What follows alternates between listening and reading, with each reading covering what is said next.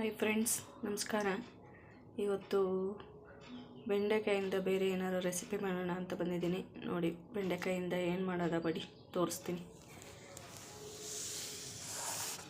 ಅರ್ಧ kg ಬೆಂಡೆಕಾಯಿ ತೊಗೊಂಡಿದ್ದೀನಿ. ಹಿಂಗೆ ಸಣ್ಣ ಸಣ್ಣದಾಗಿ ಕಟ್ ಮಾಡಿ ಇಟ್ಕೊಂಡಿದ್ದೀನಿ. ನೋಡಿ, ಕಟ್ ಮಾಡಿಟ್ಕೊಂಡು ಅದು ಸ್ವಲ್ಪ ಲೋಳೆ ಥರ ಬರುತ್ತಲ್ಲ, ಅದನ್ನೆಲ್ಲ ಹುರ್ಕೊಳ್ಳೋಣ. ಫಸ್ಟು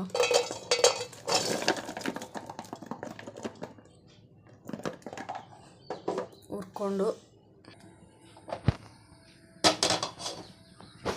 ಸ್ಟವ್ ಮೇಲೆ ಇಟ್ಕೊಂಡು ಹುರ್ಕೊಳ್ಳೋಣ. ಫಸ್ಟು ಅದು ಲೋಳೆ ಥರ ಎಲ್ಲ ಸ್ವಲ್ಪ ಹೋದರೆ ಚೆನ್ನಾಗಿರುತ್ತೆ ಬೆಂಡೆಕಾಯಿ ಪಲ್ಯ. ಬೆಂಡೆಕಾಯಿ ಪಲ್ಯ ಅನ್ನೋಕ್ಕಿಂತ ಬೆಂಡೆಕಾಯಿ ಫ್ರೈ ಅಂದರೆ ಇದು ಚಪಾತಿಗೆ ಮತ್ತು ಅನ್ನ ಸಾಂಬಾರಿಗೆ, ಅನ್ನ ರಸಮ್ಗೆ ಇನ್ನೂ ಚೆನ್ನಾಗಿರುತ್ತೆ. ನಾನು ಮಾಡೋ ಥರ ಇನ್ನೊಂದು ಸರಿ ನೀವು ಮನೇಲಿ ಒಂದು ಸರಿ ಮಾಡಿ ನೋಡಿ, ಚೆನ್ನಾಗಿರುತ್ತೆ. ಇವಾಗ ಬನ್ನಿ, ಫಸ್ಟು ಇದನ್ನೆಲ್ಲ ಹುರ್ಕೊಂಡು ಸ್ವಲ್ಪ ಲೋಳೆ ಥರ ಇರೋದೆಲ್ಲ ತೆಗೆದಿಟ್ಕೊಳ್ಳೋಣ.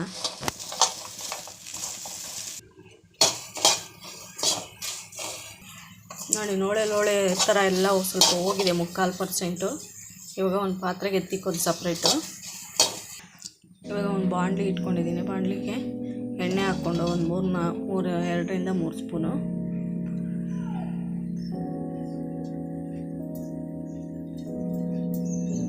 ಸಾಕು. ಇಷ್ಟು 2ರಿಂದ 3 ಸ್ಪೂನ್ ಎಣ್ಣೆ ಸಾಕಿದ್ದಕ್ಕೆ. ಸ್ವಲ್ಪ ಎಣ್ಣೆ ಬಿಸಿ ಆಗಲಿ.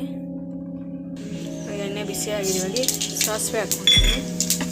ಸಾಸಿವೆ ಮತ್ತು ಈರುಳ್ಳಿ ಕಟ್ ಮಾಡಿ ಇಟ್ಕೊಂಡಿದ್ದೆ. ಫ್ರೈ ಮಾಡಿಕೊಂಡು ಎಣ್ಣೆ ಸ್ವಲ್ಪ ಕೆಂಪಗಾಗಬೇಕು.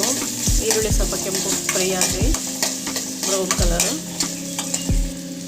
ಸ್ವಲ್ಪ ಕರಿಬೇವು,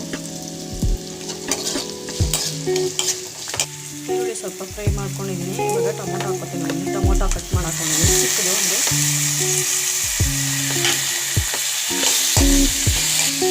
ಸ್ವಲ್ಪ ಉಪ್ಪು ಎಷ್ಟು ಬೇಕು ನಿಮಗೆ, ರುಚಿಗೆ ಎಷ್ಟು ಬೇಕು ಅಷ್ಟು ಹಾಕ್ಕೊಂಡು. ಸ್ವಲ್ಪ ಅರಿಶಿನ,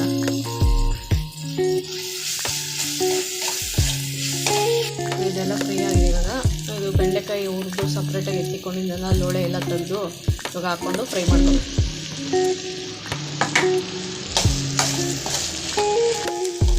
ಈ ಥರ ಮಿಕ್ಸ್ ಮಾಡಿಕೊಂಡು ಇದರಲ್ಲೇ ಸ್ವಲ್ಪ ಎಣ್ಣೆಲೆ ಬೇಯಬೇಕು. ನೀರೇನು ಹಾಕೋಂಗಿಲ್ಲ ಇದಕ್ಕೆ. ಸ್ವಲ್ಪ ಹೊತ್ತು 1 ನಿಮಿಷ 2 ನಿಮಿಷ ಹಿಂಗೆ ಬೇಯಕ್ಕೆ ಬಿಡಬೇಕು. ಹಿಂಗೆ ಮುಚ್ಚಳ ಮುಚ್ಚಬೇಕು. ಮುಚ್ಚಳ ಬಿಚ್ಚಿ ಹಿಂಗೆ ಮುಚ್ಚಿ 2 ನಿಮಿಷ ಬೇಯಿಸ್ಕೋಬೇಕು. ಸಿಮ್ಮಲ್ಲೇ ಬೇಯಿಸ್ಬೇಕು.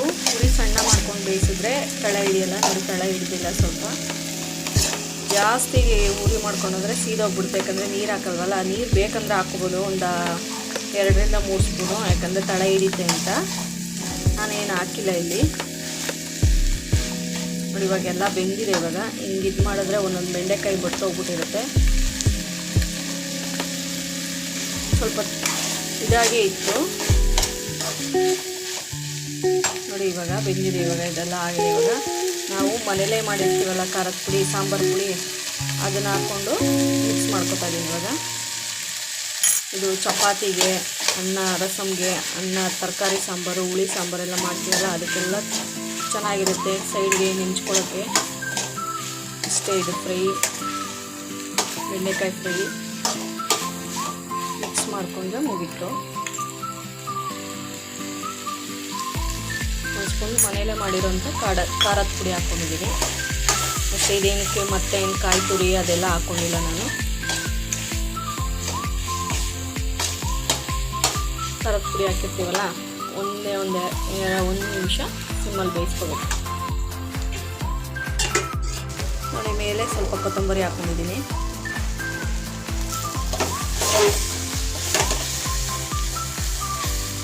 ಫೈನಲಿ ಬೆಂಡೆಕಾಯಿ ಫ್ರೈ ರೆಡಿ ಆಯಿತು.